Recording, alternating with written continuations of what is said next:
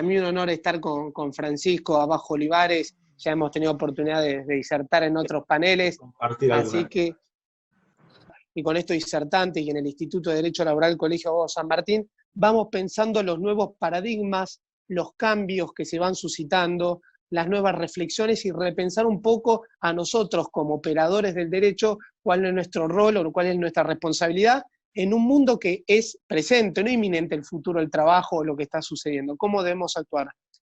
Veníamos diciendo que el coronavirus, sin duda alguna, cambió de paradigmas y en el mundo del trabajo un poco agilizó lo que se venía dando en el mundo, que es la digitalización, ese proceso que se venía dando en esta era de la digitalización, lo que denominamos la revolución 4.0, ahora en el mundo del trabajo, creo, según informes y la propia Organización Internacional del Trabajo establece que alrededor de 300 millones de personas en el mundo están haciendo uso del teletrabajo.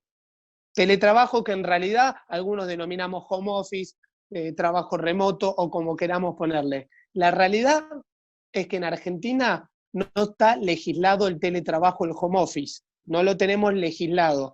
Hay un convenio de la OIT que es el 177 que habla del trabajo a domicilio. Y es aquí que surgen un montón de interrogantes. De golpe nos encontramos un montón de empresas que pueden hacer teletrabajo y surgen, por ejemplo, las nuevas enfermedades que se producen por estar pegado a la pantalla. Hablamos con un amigo, incluso nosotros mismos, que nos levantamos y estamos pegados a la pantalla de nuestra Palm, de nuestra computadora, nuestro teléfono, que hemos perdido un poco las rutinas normales que eran 8 horas de trabajo, 8 horas de esparcimiento y 8 horas de descanso. Cuando uno se da cuenta, dice, me levanto a las 8 con un mensaje de mi jefe o de un cliente, termino a las 10 de la noche, almuerzo a las 5 de la tarde, y creo que todos estamos inmersos en estas nuevas realidades que se está produciendo mediante estas modalidades del teletrabajo. Es aquí que nos debemos una discusión sobre reglamentar o regular los derechos y obligaciones de las partes. Yo tengo el honor y el privilegio de representar al sector empleadores ante la Organización Internacional del Trabajo, y creo que es una discusión que nos debemos, y hago alusión a algo que dijo la OIT, es subrayar el diálogo social para poder paliar o generar consensos en estos temas.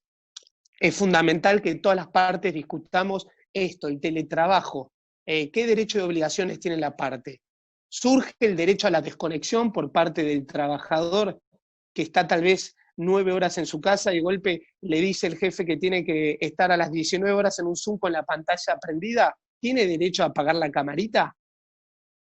¿Qué pasa con los accidentes y enfermedades laborales? Bueno, surgió la resolución 21 de la Superintendencia de Riesgo de Trabajo que establece que los empleadores deben denunciar a aquellos trabajadores o colaboradores que están haciendo home office de su casa, porque si tienen un accidente, supongamos que están con la computadora y tienen el termo de mate y se le cae el agua caliente y se queman, se considera un accidente laboral y la RT le tendrá que dar cobertura.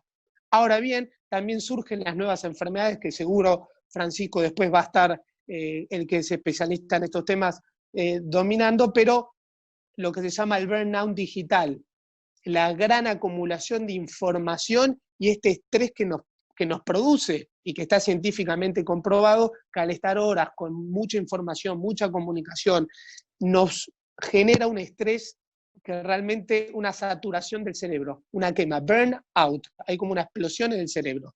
Todas estas no están contempladas como enfermedades profesionales y creo que aquí van a surgir los nuevos interrogantes que nosotros, con nuestra responsabilidad en el mundo del trabajo, debemos discutir. El derecho a la desconexión, ¿quién debe pagar los elementos de trabajo? Hace poco me llamó un cliente de una empresa, una pyme bastante importante, que uno de los colaboradores estaba haciendo home office de su casa y dijo, mira, estoy 10 horas fácil sentado en la computadora, necesito que me mandes una silla más cómoda.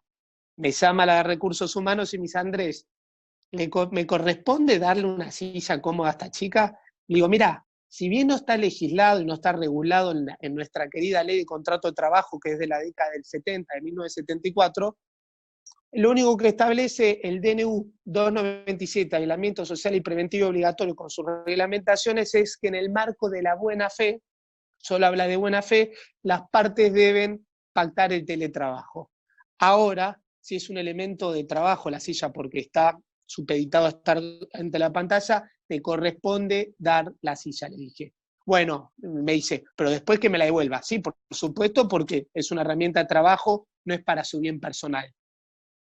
Minutos después me llama y me dice, se la mandé y me llamaron todos que quieren la silla, que quieren computadora, que quieren teléfono. Bueno, es la obligación del empleador, y yo lo he dicho hace poco en un Zoom de la Unión Industrial Argentina, que obviamente la situación es difícil, no es fácil para las empresas, que se le ha cortado el flujo de comercializar, cheques rebotados, tienen las puertas cerradas para las ventas. Estos interrogantes, estas consultas diarias, las microconsultas que nos van haciendo, deben tener para que haya más certeza y seguridad jurídica una regulación. Creo que estos son los temas que debemos pensar, reflexionar y poner en agenda las discusiones que nos debemos, porque para que haya certeza y seguridad jurídica, las reglas deben estar escritas y bien. Lo mismo pasa cuando uno mira por la ventana, y hago un homenaje a todos los trabajadores, tanto esenciales como no esenciales, las modalidades de trabajo de las plataformas, de las nuevas plataformas digitales,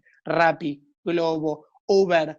Uno lo ve aquí por la ventana y no están regulados. Algunos dicen que ya con la ley de contrato de trabajo es una relación laboral, digamos, fraudulenta. Otros dicen que son autónomos, monotributistas. Yo estoy en la opinión que se necesita una actualización laboral.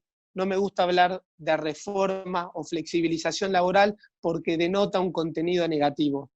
Nosotros, que nos apasiona el derecho del trabajo, sabemos que es un derecho dinámico, no estático. Y hoy más que nunca vemos que el derecho laboral es totalmente dinámico y de un día para el otro, ¿quién iba a imaginar cuando empezó el año 2020 que un virus que estaba en una ciudad remota en Wuhan iba a llegar al hemisferio sur, a la Argentina, y hoy vamos a estar hace 72 días o más confinados en nuestros hogares? Entonces, realmente nos damos cuenta que el mundo es realmente dinámico. Y ya esto lo anticipaba McLuhan, ese sociólogo que decía que vivimos en una aldea global, donde repercute lo que pasa en cualquier rincón del mundo. Decía que lo que pasa en Mozambique repercute en Argentina, y lo mismo si pasa en Wuhan, en China. Estamos totalmente interconectados, vivimos en un mundo sin barreras, y son los nuevos desafíos que tenemos, en un mundo tan interglobalizado, intercomunicado, donde las relaciones laborales no son las que eran a fines del siglo XIX, de la revolución industrial de una fábrica lisa y llanamente. Hoy y esto lo empujó, la pandemia ha empujado a las relaciones laborales virtuales.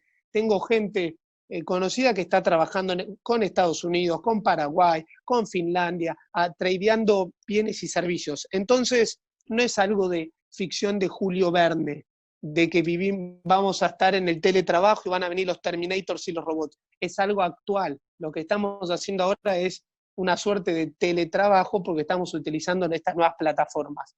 Y estos son los desafíos, son los interrogantes que van surgiendo y debemos estar a la altura para discutirlos. Y acá subrayo algo que dice muy importante el OIT, que insta siempre al diálogo social. El diálogo social y tripartito. El tripartismo es la fundamental característica que tiene la OIT, que debemos recordar a modo de breve reseña, que el año pasado se cumplieron los 100 años, finalizada la Primera Guerra Mundial, esa gran guerra, el mundo se ve necesitado ante esos derechos fundamentales humanos que fueron afectados, de generar un organismo internacional que le dé protección. Surge la Sociedad de Naciones, que luego es la ONU, la OIT. El año pasado, en el centenario, se habló o se discutía de hacer una comisión para el futuro del trabajo por las problemáticas que está viendo el mundo. Yo creo que el año que viene, este año se suspendió la reunión anual que se hace en la OIT, la primera vez en 100 años, porque incluso en la Segunda Guerra Mundial se hizo en Washington las conferencias. Esta es la primera vez en 100 años que la OIT suspende su conferencia anual. Yo creo que el año que viene la comisión que se va a abordar, más que libertad sindical u otros temas, va a ser, que también son muy importantes, el futuro del trabajo como algo inminente y la sanción de un convenio o recomendación. A modo también de chivo, esta semana, no sé si saben, se presentó en el Senado, vía digital, el proyecto del convenio 190, que fue aprobado el año pasado, sobre violencia y acoso laboral para ambas partes de la relación de trabajo. Es importante aclarar ambas partes de la relación de trabajo. No solo el trabajador puede ser víctima de un acoso laboral, sino también el empleador. Después Francisco, que es un especialista en el tema, va a abordarlo. Pero bueno, estos son un poco los temas que más creo que van a trascender. Incluso el coronavirus como una enfermedad profesional que tal vez vino para quedarse. Si no viene una vacuna, tal vez la vamos a tener, y el propio en marzo, el 23 o el 22 de marzo, la Organización Internacional del Trabajo sacó un informe, un paper muy interesante, donde recomienda todos los convenios y recomendaciones del OIT que tienden a mitigar el impacto negativo del coronavirus. Obviamente el informe del OIT es intuitivo y tiende a proteger el salario del trabajador, recomendando el convenio 95 sobre salario.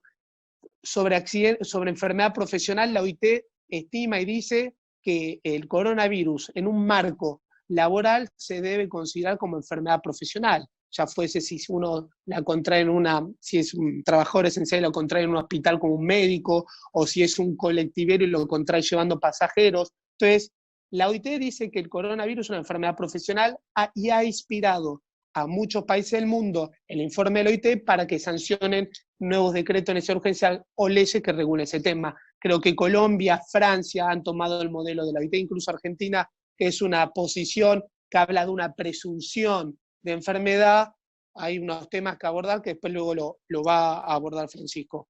En cuanto a otra reflexión que me parece sumamente importante acá con este distinguido panel y con este distinguido, digamos, de ustedes que están del otro lado, es la importancia de ir a una digitalización de la justicia.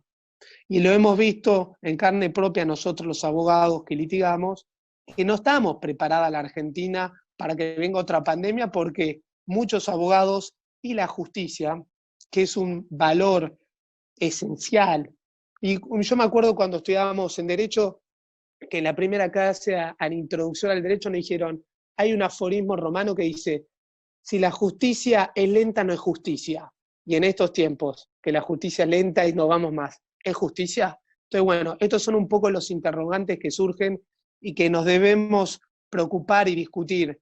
El año pasado tuve la gran oportunidad de hacer un viaje becado a Washington, a un programa que se llama Inaltum, formación de jóvenes líderes, donde nos llevaron a un encuentro con senadores, congresistas, y fuimos a ver un juez federal, ni más ni menos que en el estado de Washington.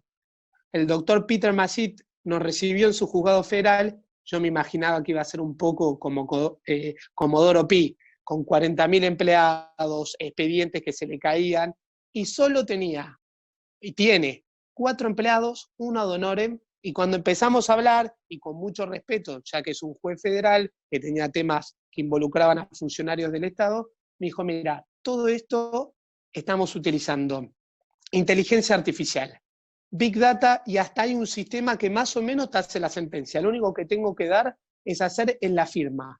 Entonces, bueno, ya no es ciencia ficción, o un libro que te dice que la justicia va a ser como robótica o va a intervenir la inteligencia artificial. Yo lo vi con mis propios ojos y me dijo, mira, los beneficios es que es celérica, es rápida, es transparente y ecológica. ¿Qué significa ecológica? Que no hay gasto de papel, de insumos, de plata, se notifica virtual.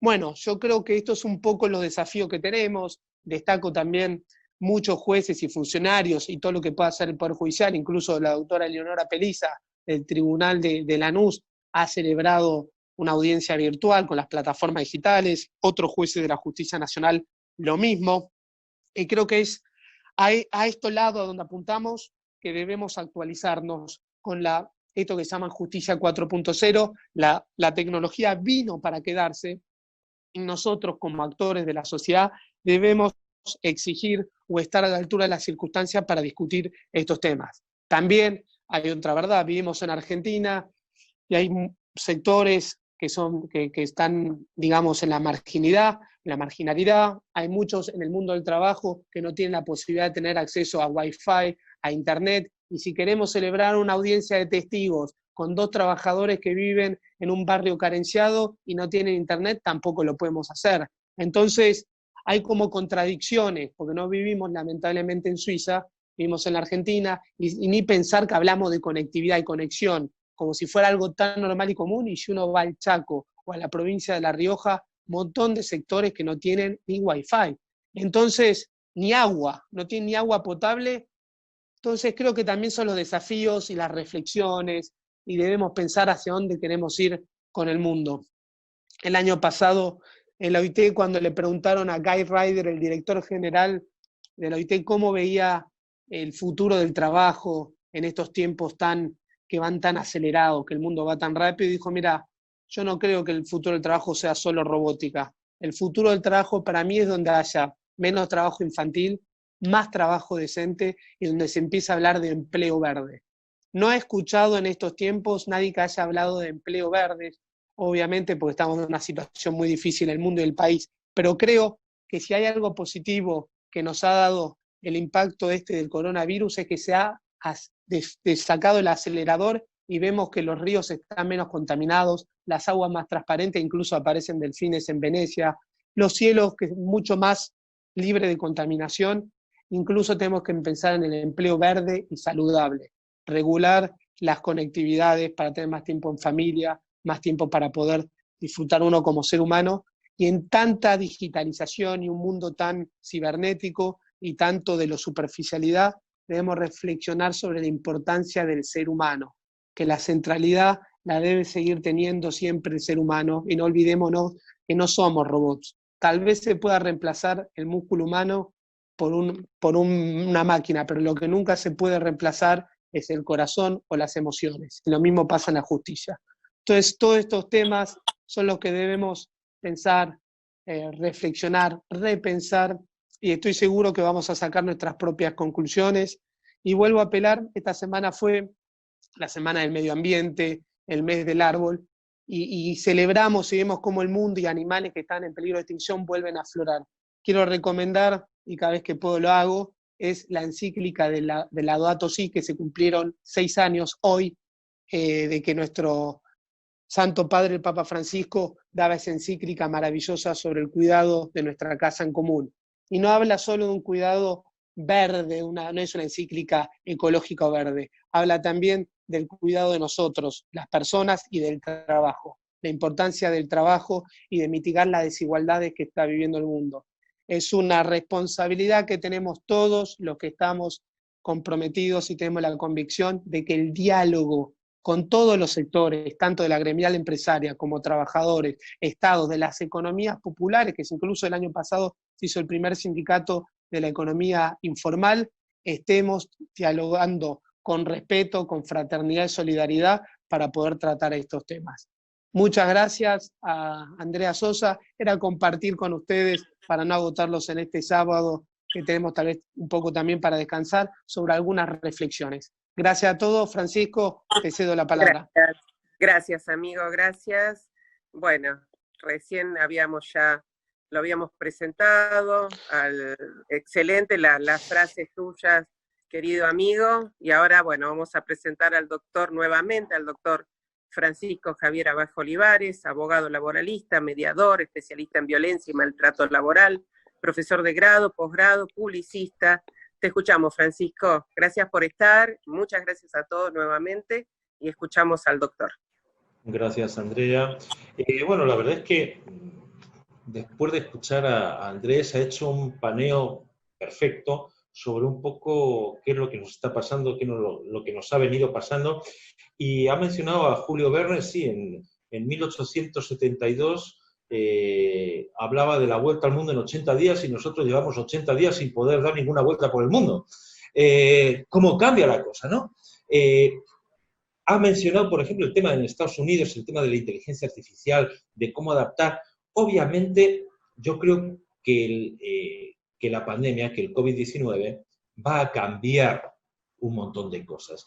Y hay otras que nos va a costar más trabajo, aunque nos gustaría, porque vamos a tener que pelear con la idiosincrasia de los países, de las sociedades, de los individuos. En Estados Unidos te notifican tocándote en el hombro con un sobrecito donde está la demanda y nadie lo cuestiona.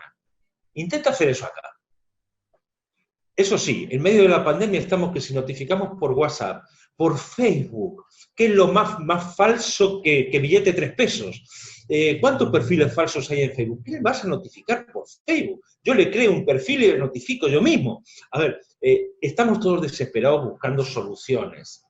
Creo que la situación es lo suficientemente extraordinaria como para que, más allá de buscar ámbitos nuevos y tener que responder a un montón de desafíos, también, y a mí me gusta decir siempre que en el marco del derecho tenemos que usar la razonabilidad, el sentido común. Y me parece que o nos tiene que cambiar la medicación o estamos todos teniendo una sobredosis de algo. O estamos tomando medicamentos ya vencidos, ¿sí?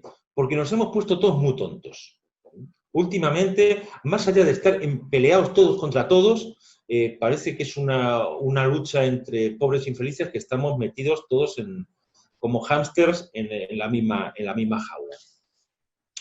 Luego, has tocado una serie de cuestiones, Andrés, que creo que van a salir a lo largo de la charla, que pretendo que no sea una exposición magistral, ¿sí? Quiero hacer un poco un análisis de dónde estábamos, cómo nos estamos moviendo, dónde estamos parados y que entre todos hagamos un análisis. La ventaja es que aquí hay gente que hace parte actora, parte demandada, parte actora y demandada, y algunos creo que son más tradicionales y otros que a lo mejor tienen una visión un poco más moderna o un poco más actualizada de alguna realidad.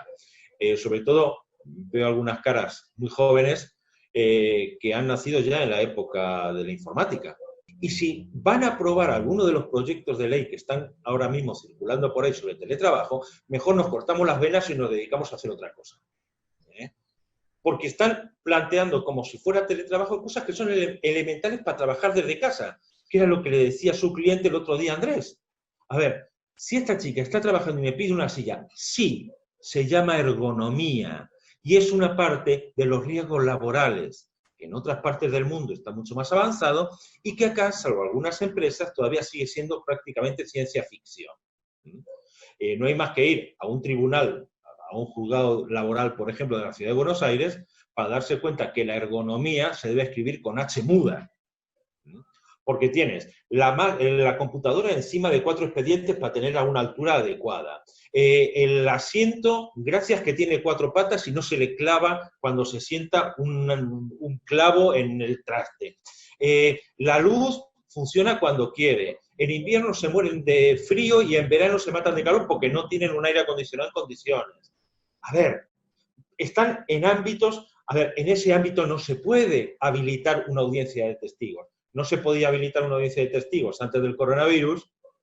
A ver, tenías que estarte casi encima del abogado de la contraparte y sentado sobre expedientes en un banco que estaba de apoya carpetas. A ver, esa es nuestra realidad. ¿No debería ser? No, no debería ser. Debería ser otra cosa. Pero es lo que tenemos. Entonces vamos a tener que empezar a barajar y dar de nuevo. La ventaja del COVID-19 es que ha mandado todo tan al demonio que nos va a permitir, en algunos casos, empezar a hacer eso.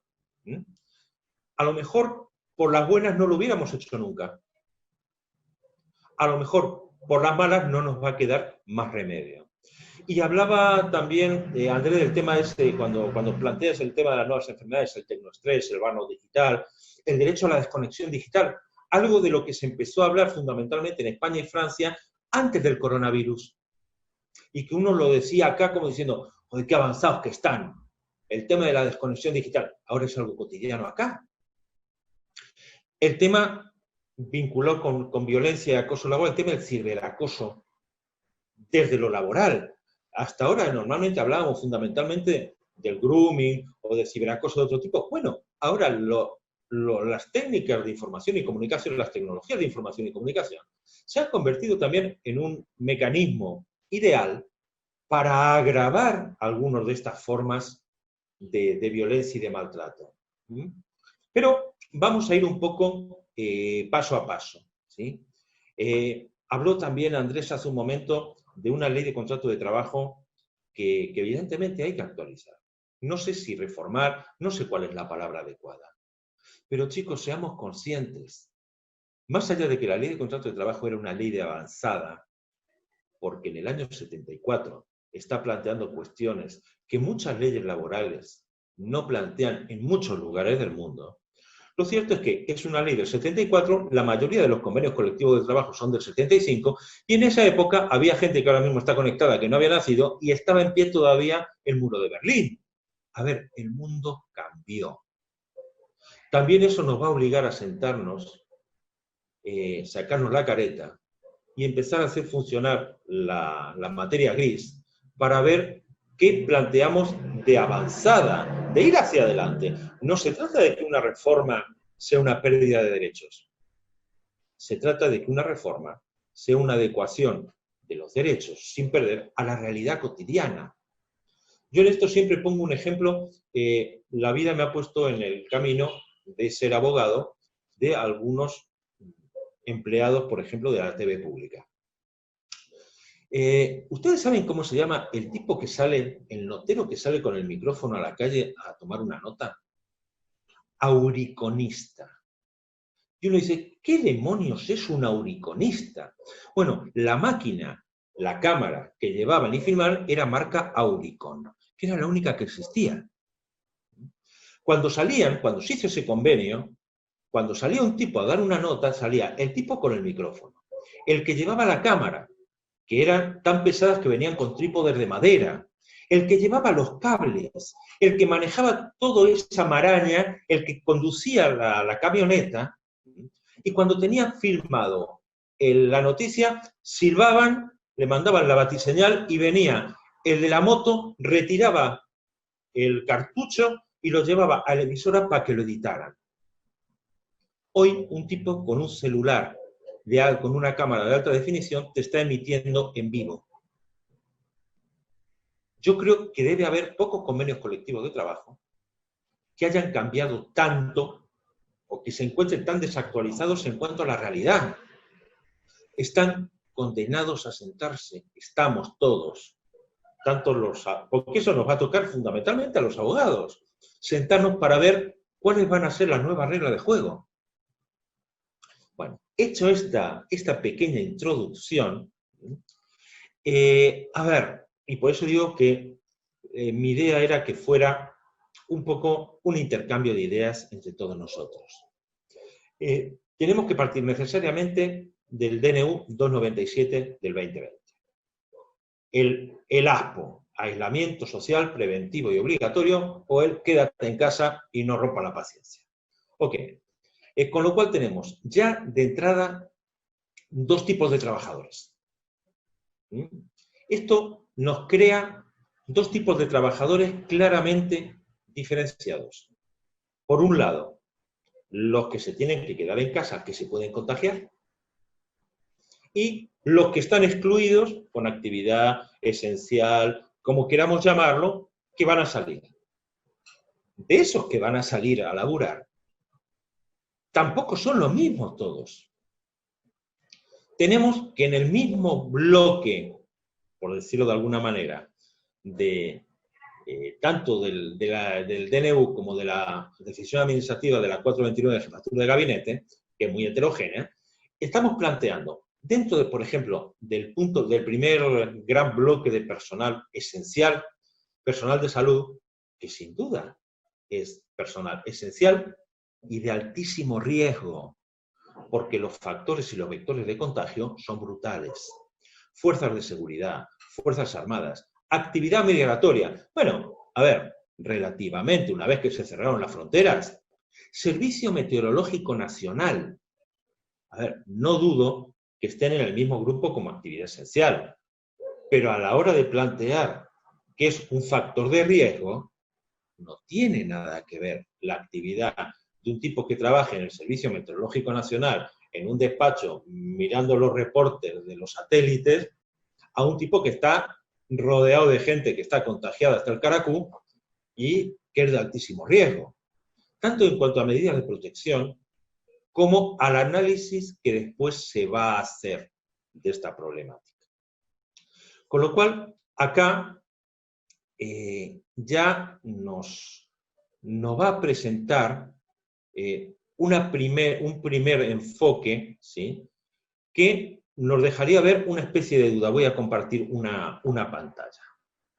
A ver, tenemos, no sé si se ve bien, pero vamos a tener a partir de acá, ¿sí?, o conforme vino generándose la normativa, tenemos las actividades sometidas al aislamiento preventivo y obligatorio, que si se contagian, sí o sí va a ser una enfermedad común, inculpable. No hay discusión. Y las actividades excluidas, es decir, aquellas esenciales, que vamos a tener de los dos tipos: alto riesgo y exposición al virus, y moderado riesgo y exposición al virus. Esto no va a ser algo baladí. Ya nos vamos a ver que un poquito más adelante vamos a tener que tener en claras un montón de cuestiones que tampoco se han aclarado y que van a depender de factores de prueba. ¿Por qué? Porque en función de esto vamos a tener que discutir si estamos ante una enfermedad profesional no listada, de la que se presume a partir de la normativa que siguió y que ahora veremos, en el caso de personal de salud, en el personal de alta exposición, o vamos a tener que morirnos y caer sí o sí en las comisiones médicas centrales para demostrar que hay un vínculo de causalidad. Obviamente al comienzo nos planteábamos si esto iba a ser accidente laboral, enfermedad profesional, antes de que se resolviera, ¿sí? Porque evidentemente se tomaron su tiempo. Antes del decreto del DNU 367, estábamos todos diciendo, hace falta una norma, y esto lo compartíamos en un montón de foros, diciendo, esto va a ser un despiole, hace falta una normativa que aclare esto, ¿cómo va a ser? Entonces, a partir de ahí, vamos a analizar cómo demonios estamos planteándonos. Y esto nos lleva además a tener en claro la cuestión de los riesgos laborales. ¿Por qué? Porque estamos acostumbrados, y todavía yo creo que la ley de riesgo de trabajo fundamentalmente está centrada en ese eje, que es en el sistema de riesgos laborales de la Edad Media prácticamente. Estamos hablando de los riesgos físicos del tipo que se caía del andamio, metía la mano en la máquina cuando estaba bajando y se le ve. Los riesgos biológicos, o los riesgos químicos, el tipo que abría el frasco, no tenía cuidado y se le caía y se quemaba el Dr. Jekyll y Mr. Hyde, y los riesgos biológicos, que sería hoy contagiarte del COVID-19. Ok. De hecho, el decreto 367 lo que hace referencia es a un riesgo biológico, al contagio del COVID-19, nada más. ¿Okay? No hace referencia a otros dos bloques de riesgos laborales que se reconocen en todo el mundo. Es más, la Superintendencia de Riesgo del Trabajo, si entráis por ahí en la parte de publicaciones, no me acuerdo en qué parte está exactamente, hay una serie de folletos, de cuadernillos informativos. Uno de ellos es sobre riesgos ergonómicos, que era lo que charlábamos hace un momentito también con lo de la silla que planteaba Andrés, y de riesgos psicosociales. Y los riesgos psicosociales, a ver, yo siempre comento, el estrés laboral se llama laboral porque es laboral, tiene origen laboral, tiene características laborales, y para la OIT y la Organización Mundial de la Salud no hay mucha discusión que tiene un contenido laboral. Bueno, acá sigue sin estar en el dichoso listado de las enfermedades que tiene la Ley de Riesgo de Trabajo. Con lo cual vamos a necesitar hacer todo un camino a partir de las comisiones médicas, terminar en la central para que nos digan que no, o para tener una sentencia al final que diga que sí, porque la ART no hizo los preocupacionales, ni los informes, ni controló, pero no por una cuestión de fondo, no porque nadie diga, a ver chicos, los riesgos psicosociales, el estrés laboral es laboral, punto. Entonces, también necesitamos acabar un poco con esa presión y ese lobby de la unión de ARTs, que me parece muy importante, y me parece que está impidiendo que se avance en esta línea, algo que no es una sorpresa teniendo en cuenta la vulneración de derechos del trabajador que significó la entrada en vigencia de la ley de ART, ¿sí? O al menos es lo que yo opino. Acá todos sabemos que no hay ciencia exacta. Ok, bueno. Y voy a hacer acá una mención. Decía Andrés hace un momentito que la semana pasada entró en la Cámara de Diputados el proyecto para ratificar el convenio 190 de la OIT. La verdad es que tampoco hacía falta. Y digo que no hacía falta porque había ya, en diputados había 10 proyectos pidiendo lo mismo, este es el número 11, y en senadores había 2.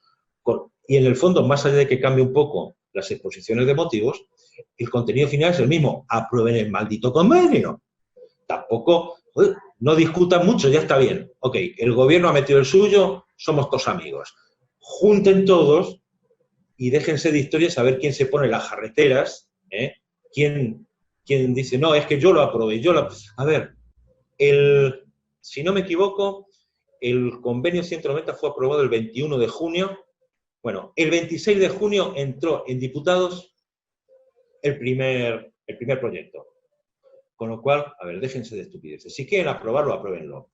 Igual yo no soy muy optimista al respecto, sobre todo por las consecuencias que tiene la aprobación del convenio 190. Primero, a ver, todavía no se ha aprobado por parte, creo que solamente lo ha aprobado todavía Uruguay, aunque no lo ha llevado aún a la OIT. Esto me hace pensar en lo que pasó un poco con el convenio 155.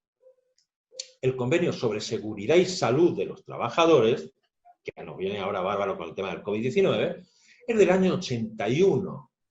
¿Sí? Recién en el 2011, 30 años después, ¿sí?, Argentina lo incorpora, junto con el protocolo del 2002 y el convenio 187, en la normativa. Recién ahí lo ratifica, ¿sí?, las leyes 26693, 26694. Boletín oficial del 26 de agosto del 2011. El 155, 30 años para ratificarlo. Bueno, eso no es lo peor. Yo cuando empecé a ver en su momento qué pasaba con el convenio 155, digo, joder, ¿cómo puede ser que haya entrado en vigencia en el 2015? Si lo aprobamos en una ley en el 2011. Bueno, se ve que se fueron de rodillas llevándolo hasta Ginebra, porque tardaron 3 años en llevar la aprobación hasta llevarlo a las oficinas de la OIT. 3 años para llevarlo de Buenos Aires a Ginebra. Caramba, hay aviones, no hacía falta que fueran en sulky. Bueno, recién ahí, como entran todos los convenios en vigencia al año, bueno, entró en vigencia en el 2015.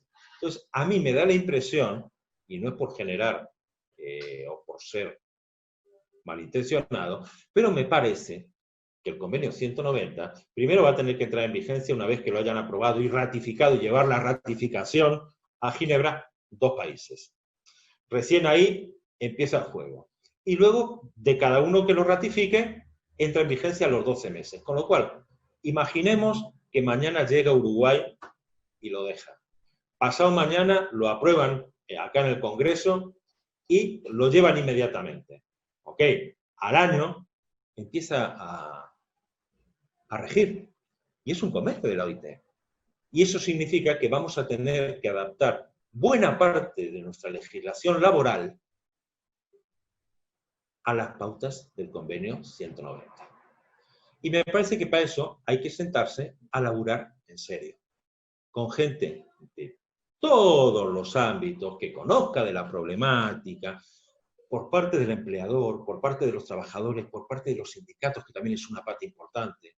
Y hace falta además una inversión muy fuerte en todo lo que tiene que ver con capacitación, formación, dentro del concepto de prevención, como concepto médico, tanto primaria como secundaria y terciaria. No solo hacer una formación general o una información general al gran público, sino formar gente especializada. Porque si no, vamos a estar generando frustración en un montón de gente que va a ir pidiendo, quiero la aplicación del 190, y el tipo que tienes enfrente no sabe qué hacer con eso, ni entiende cuál es la problemática. Entonces, va a exigir un montón de esfuerzos. Con lo cual, yo prefiero que se tomen un tiempito y mientras tanto ir trabajando en el mientras tanto, ¿sí? Que cuando lo aprueben sepan que al año vamos a tener un paquete hermosamente consensuado entre todas las partes en juego, porque acá ni siquiera es en disputa, ¿sí?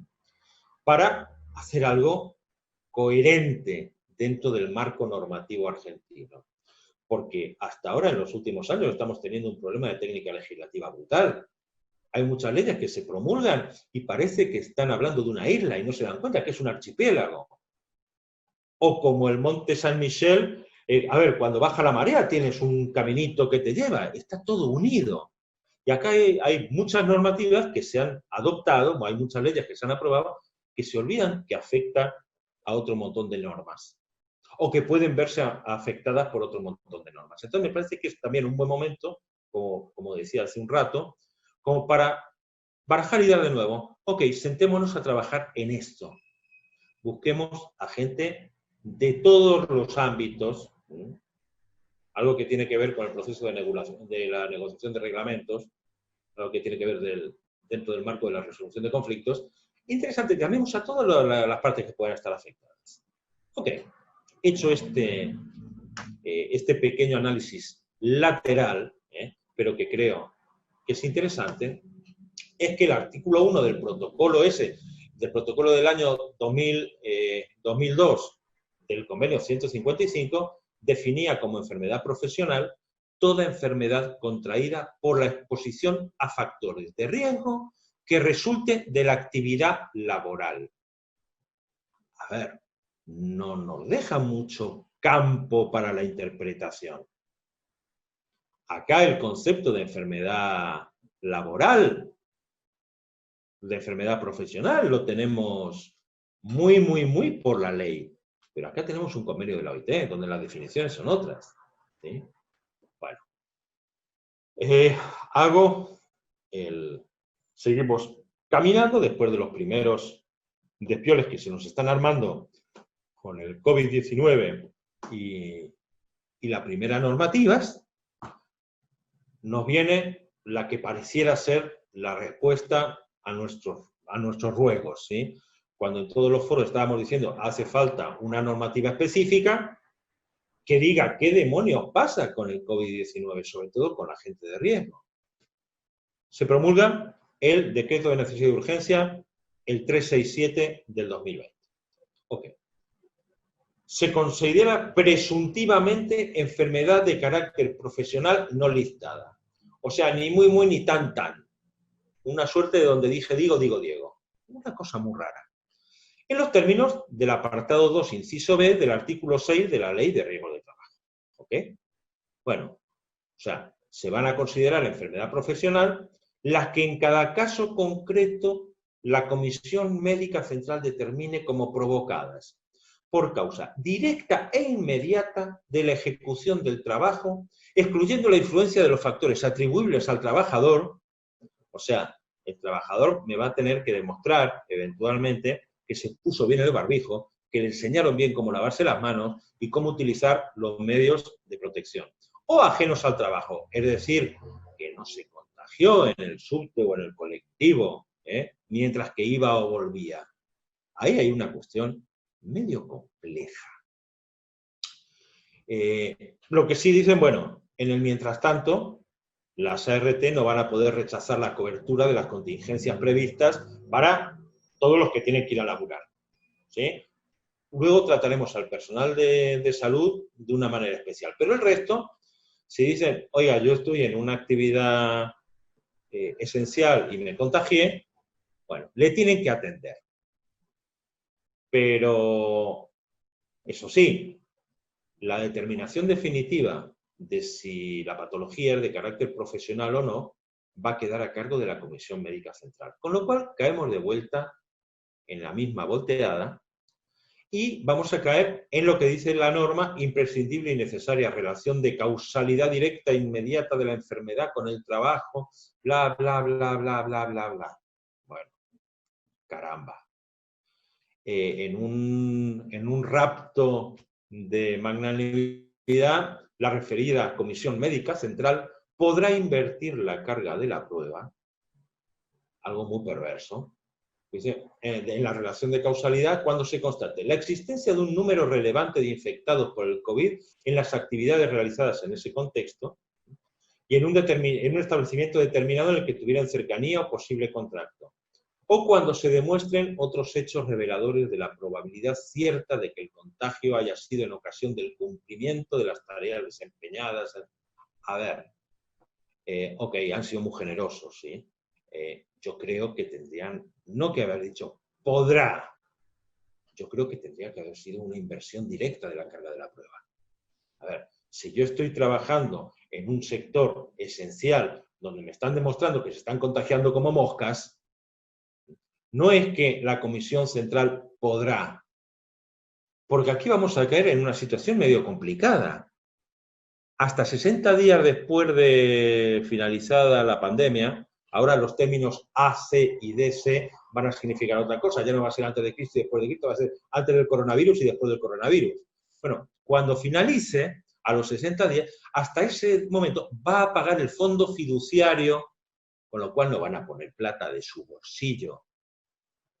Una vez que esto finalice, de esos 60 días que calculan que más o menos, y si tienen que pagar, ¿cuántas patologías creéis, con la mano en el corazón, que van a dar como que efectivamente provinieron responsabilidad directa del coronavirus y como enfermedad profesional? Para que paguen de su bolsillo real, de su peculio real, las ART. No quiero, insisto, ser mal pensado, pero lo soy. O sea, en una de esas, en la sangre ibérica, me hace pensar siempre que esta gente no van a regalar nada. De hecho, los años que llevan funcionando nos han demostrado que nunca han regalado nada. Su objetivo fundamental es pagar siempre lo menos posible. Que no está mal, es un negocio. Tal vez el problema es quién se lo permitió y en qué contexto, en qué condiciones. Que a lo mejor es otra de las cosas que nos tenemos que empezar a plantear ahora, ¿sí? Un cambio de esa estructura. En el artículo 4, el DNU 367 hace la referencia puntual de trabajadores de la salud, ¿sí? Que se entiende que guardan relación de causalidad directa e inmediata, bla, bla, bla, bla, bla. Es una presunción, ¿sí? Hasta los 60 días posteriores de la finalización de la vigencia de la cuarentena que estamos todos podridos, ¿sí? Ok, es una presunción, pero es una presunción. También la respuesta final la va a tener la Comisión Médica Central. Y el artículo 6 facultaba a la Superintendencia de Riesgos del Trabajo a dictar las normas relativas al procedimiento de actuación ante la Comisión Médica Central.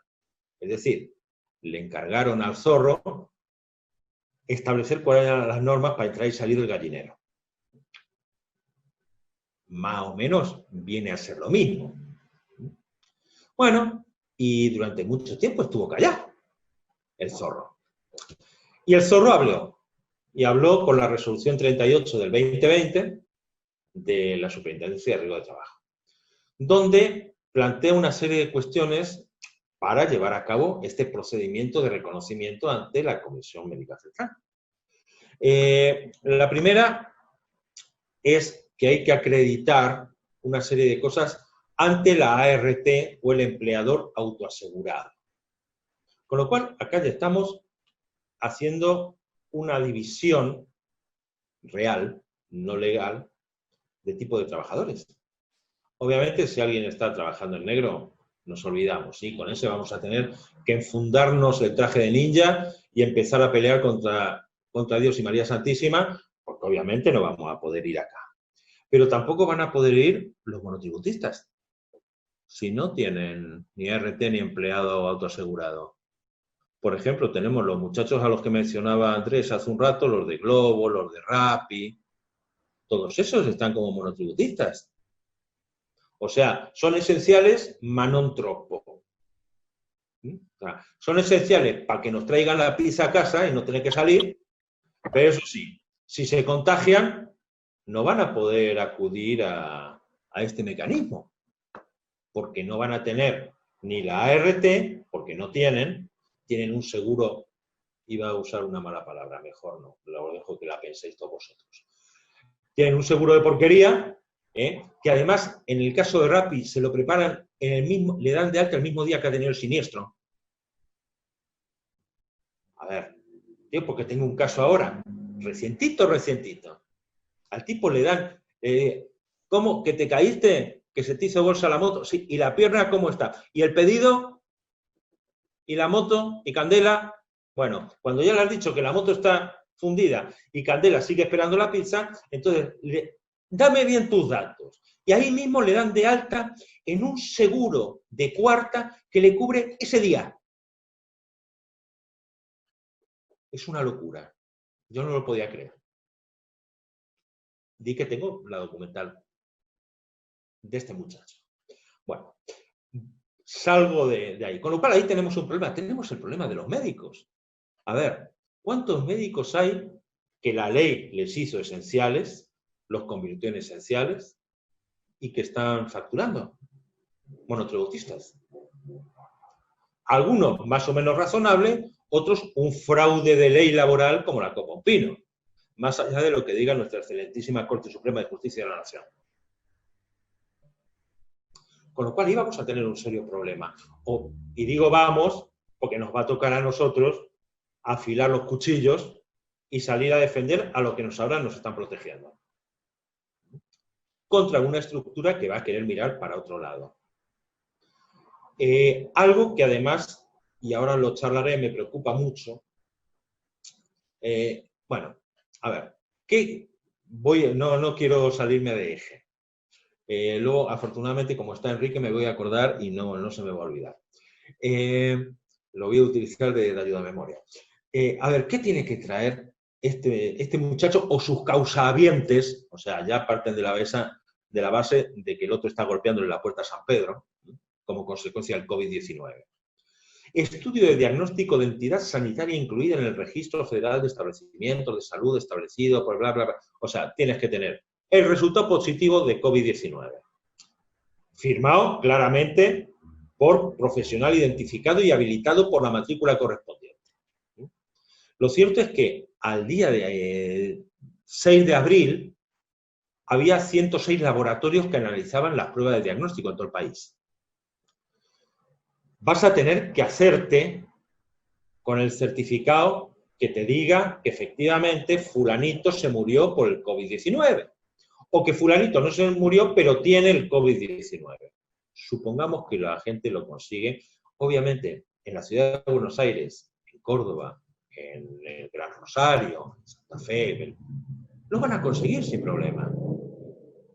Pero hay ámbitos en otros lugares de la geografía del país donde va a ser más bien complejo encontrar un tipo que tenga la autorización, que tenga el registro, para que te informe que efectivamente, o a lo mejor cuando el tipo se contagia lo tienen que trasladar a 300 kilómetros, a 400 kilómetros, y eso es lo que va a tener que hacer la familia para conseguir ese informe.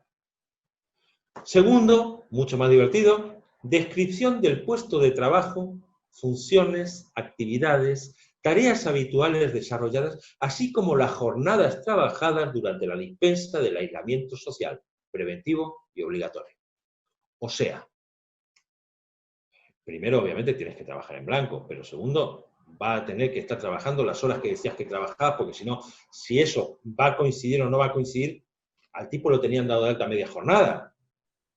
¿Cómo que te contagiaste y entonces no coinciden los horarios? Porque en condiciones normales, si todo bien pensaste, no va a tener problema. Pero las ART no son primas de la Madre Teresa de Calcuta.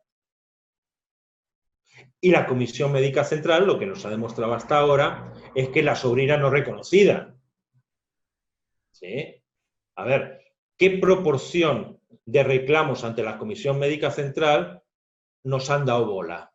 No hace poco estaba viendo yo una charla de Horacio Schick, que creo que el lunes o el miércoles está precisamente en las redes una charla específica sobre este tipo de problemática, que os la recomiendo porque si alguien sabe de estas cuestiones es Horacio Schick.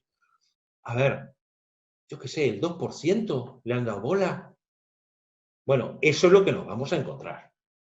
Con suerte, porque ya veremos cuáles son las secuelas aún no reconocidas del COVID-19, que están excluidas del 367, porque el 367 lo que se hace referencia es al COVID-19, que te contagies con el virus, no a las secuelas posteriores que te puede llevar ese contagio del virus, ¿ok? Con lo cual eso lo vamos a tener que pelear desde otro lugar.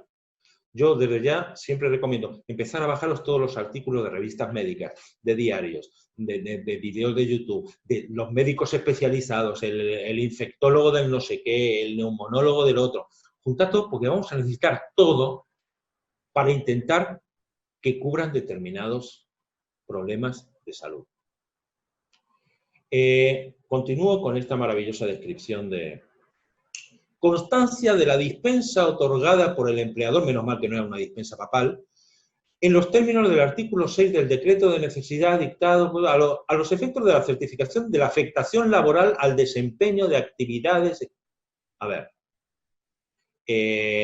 ok, a lo mejor tienes el certificado, más allá de los cambios de certificados que ha habido circulando desde que esto comenzó hasta ahora, a saber dónde demonios puso el papel.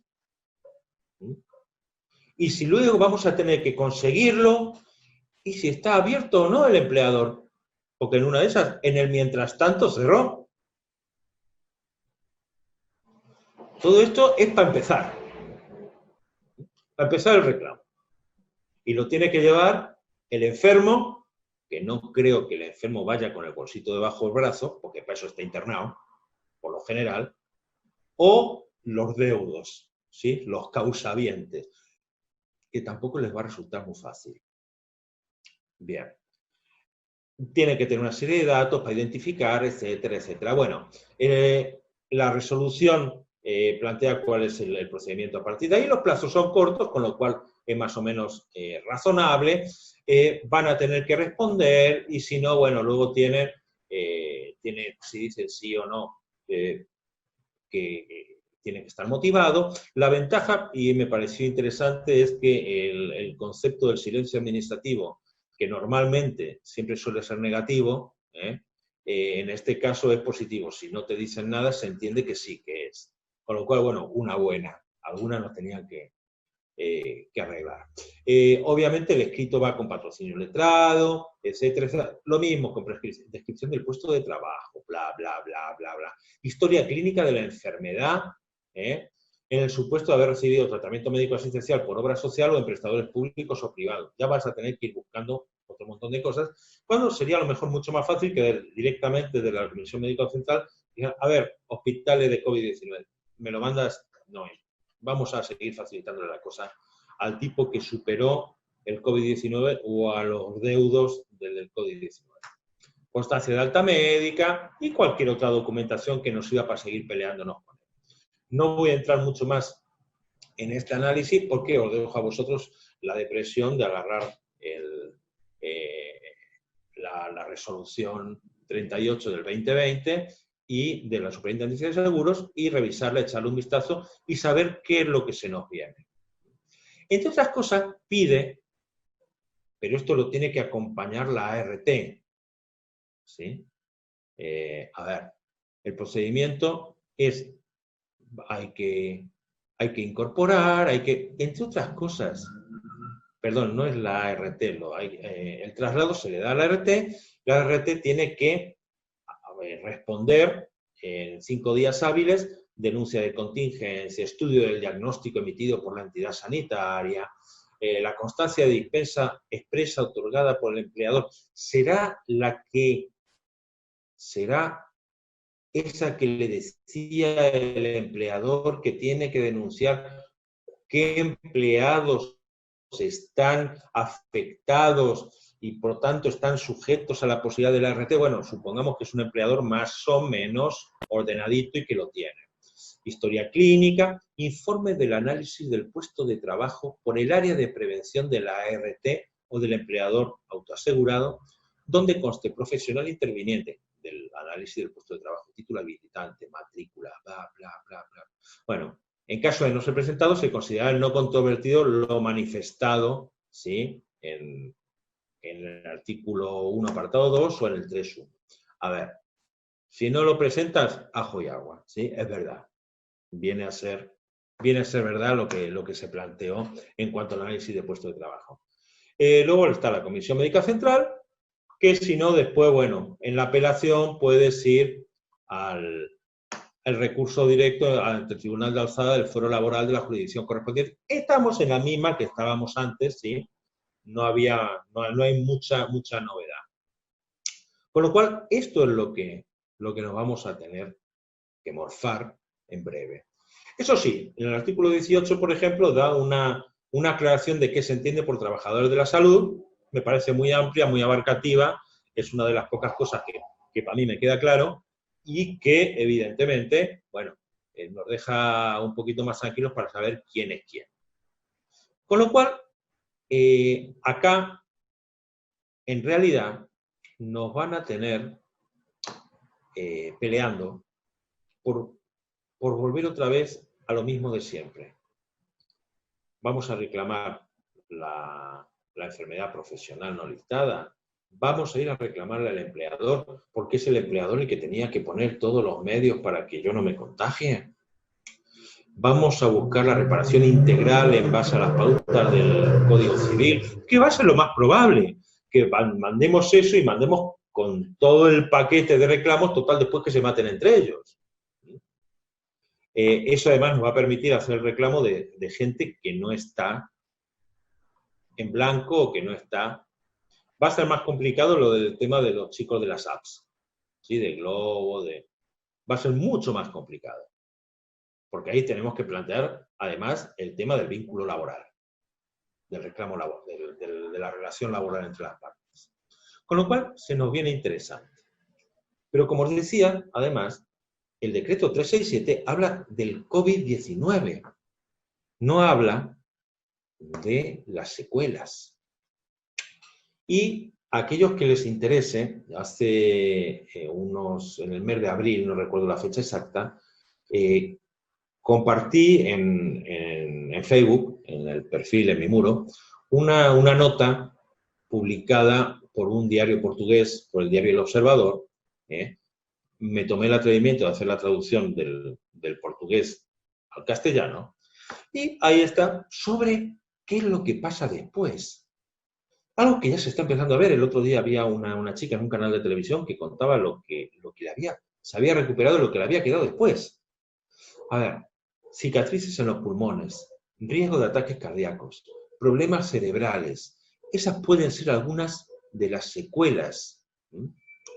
A ver, hay los que sobreviven, porque acá el COVID tiene esencialmente el que lo pasa como una gripe fuerte, el que lo hace bolsa y se recupera después de 20, 30 días, 40 días internado, algunos entubados o en la unidad de cuidados intensivos, ¿ya?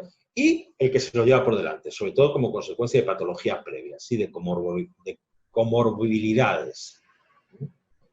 A ver, el tema es que no respiras. Una vez que te recuperas, el COVID-19 te puede generar, que es lo más frecuente, una suerte de fibrosis pulmonar. Son lesiones de carácter permanente en los pulmones. Eso es lo más común. Algunos casos más graves, mientras que no podía respirar y lo tenían entubado y demás, no le llegó suficiente sangre, con lo cual puede tener problemas incluso de ACV, problemas a nivel cognitivo, problemas de otro tipo que le afectan al sistema cardiovascular. Todo esto todavía no lo tenemos. Todavía no lo tenemos lo suficientemente claro. Es lo que están viendo. El posible daño a la parte nerviosa. Todos hemos escuchado que uno de los síntomas suele ser la falta del sentido del gusto, lo que se llama la ageusia y anosmia, la falta del sentido del olfato. No huelen, no saben. ¿Por qué? Como síntoma. Porque eso significa que alguno de los nervios craneales se ha visto afectado. ¿Sí?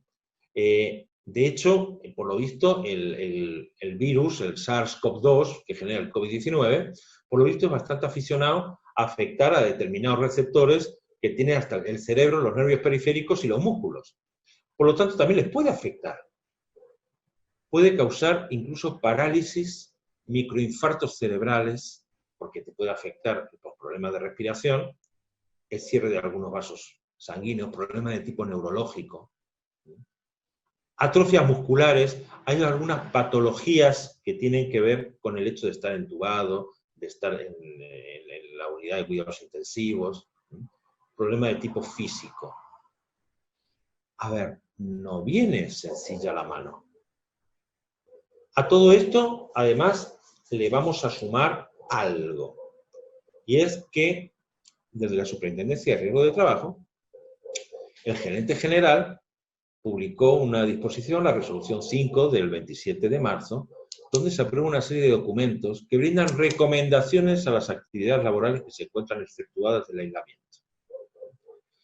Esta disposición son 4 documentos que cubren distintos aspectos del trabajo y que están en línea con las recomendaciones emitidas por la Organización Mundial de la Salud y el Ministerio de Salud.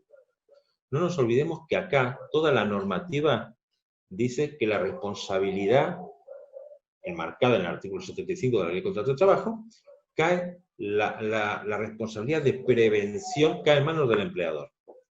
Y acá en estos anexos que publica la Superintendencia tiene recomendaciones especiales para trabajos exceptuados del cumplimiento del aislamiento social preventivo y obligatorio. Otra, recomendaciones para desplazamientos hacia y desde tu trabajo. Recordemos eso que decía la norma, de que, ojo, que no sea un aspecto externo al trabajo, no sea un factor externo. Elementos de protección personal y lo que llaman los EPI o los EPP, ¿sí? Los elementos de protección individual o los elementos de protección personal, que van a variar, depende del ámbito en el que trabajes. Y la correcta colocación y retiro del protector respiratorio. A ver, todo esto para mí tiene un sentido, y tiene un sentido claro, y es echarle el muerto encima cada vez que puedan a los empleadores. Por eso, y teniendo exacto, Enrique, ahí está, esa era la ayuda a memoria, sabía que no me iba a olvidar. Por eso lo que no entiendo, y no lo entiendo desde mi más absoluta sinceridad, es que parecen autistas ahora mismo, el colectivo de los empleadores. O no han tomado conciencia de la que se les viene, porque todas estas secuelas, si la ART en un momento determinado consigue demostrar que el empleador no adoptó o que el trabajador no adoptó los mecanismos, se van a lavar las manos con alcohol en gel y van a quedar las secuelas del otro lado. ¿Está? Entonces, caramba, yo creo que tendrían que estar muy preocupados y tendrían que estar juntándose para ver qué demonios van a hacer. A lo mejor lo están haciendo sin ruido, no lo sé. Pero me llama la atención lo que para mí me parece una inactividad sospechosa por parte del colectivo de los empleadores. O eso, o no han tomado conciencia, o están entregados.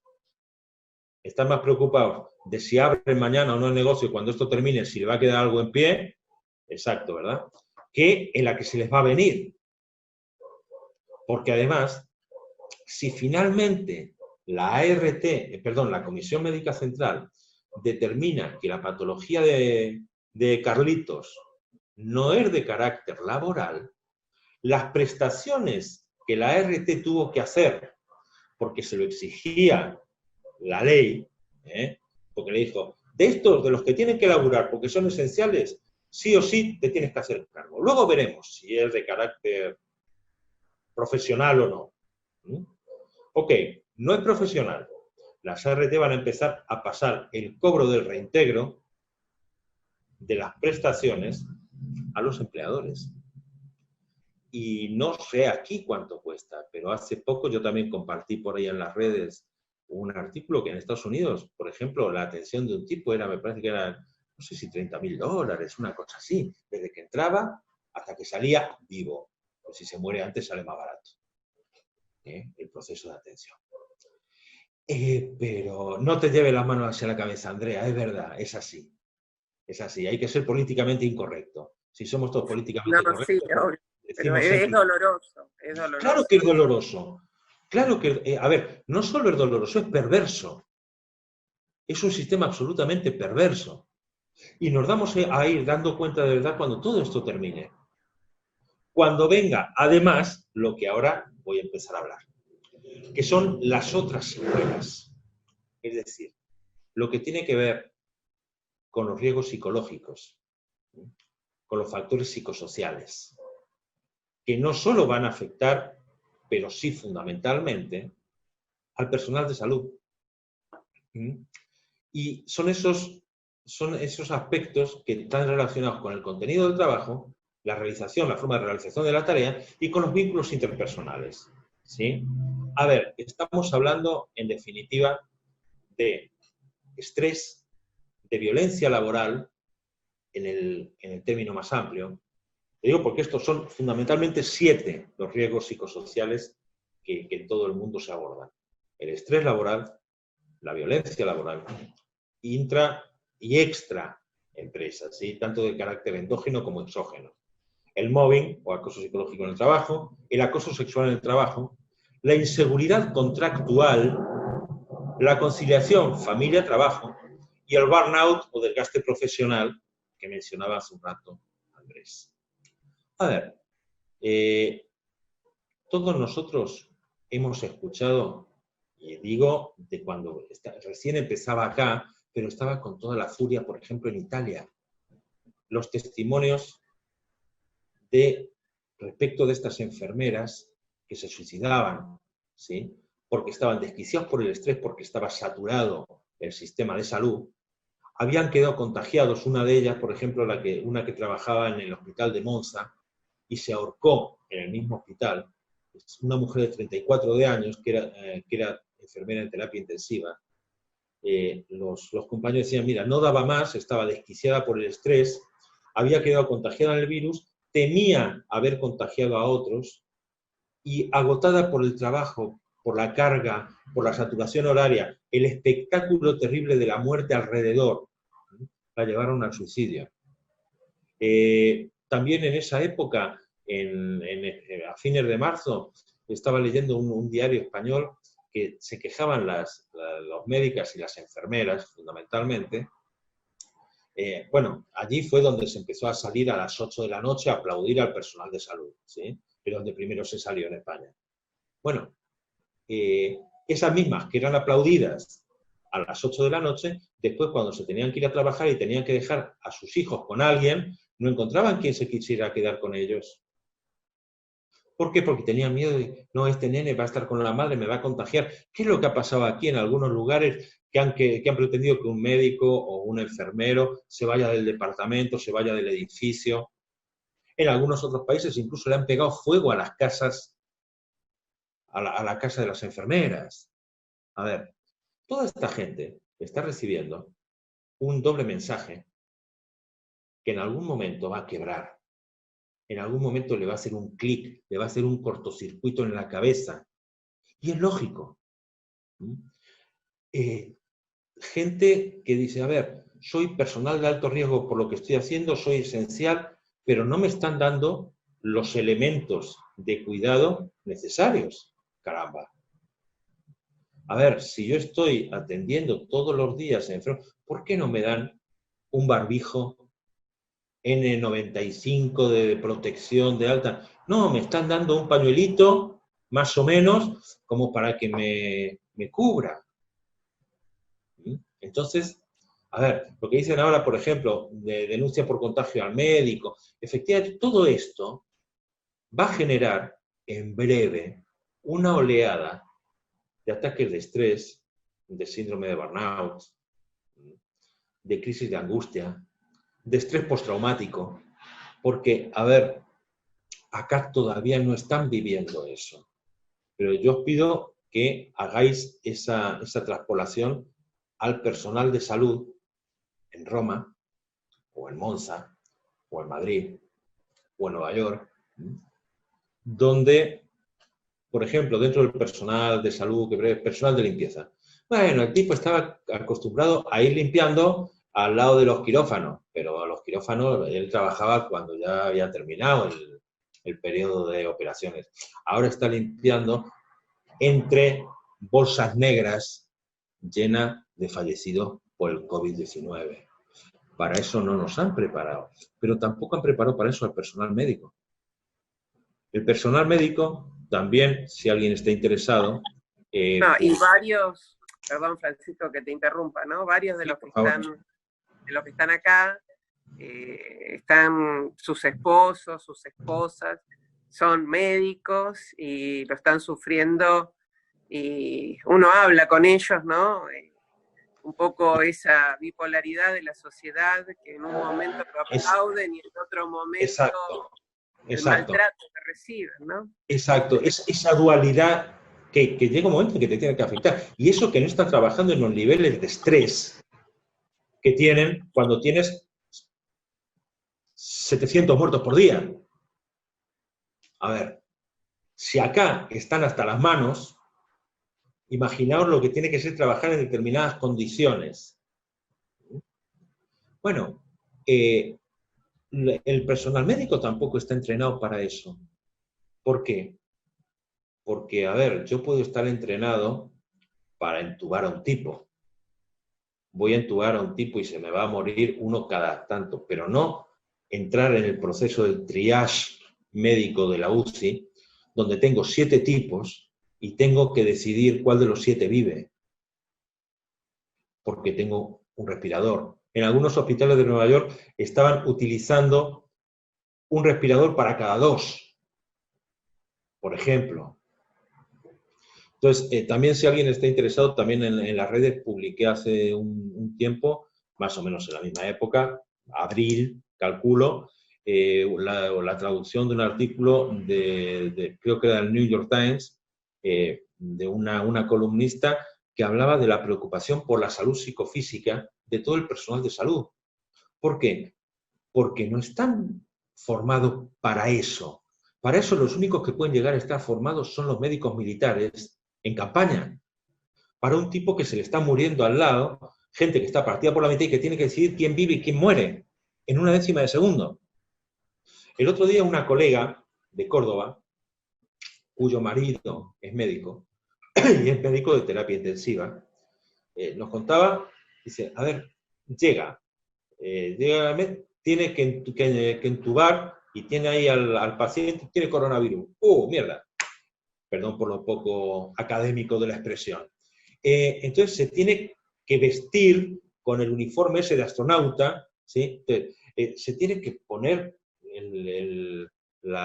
sobre todo ese, el overol, lo que fuere, el mono ese impermeable, la máscara, para el pelo, para cubrirle los zapatos, protector, las manos, y el tipo se le está ahogando delante.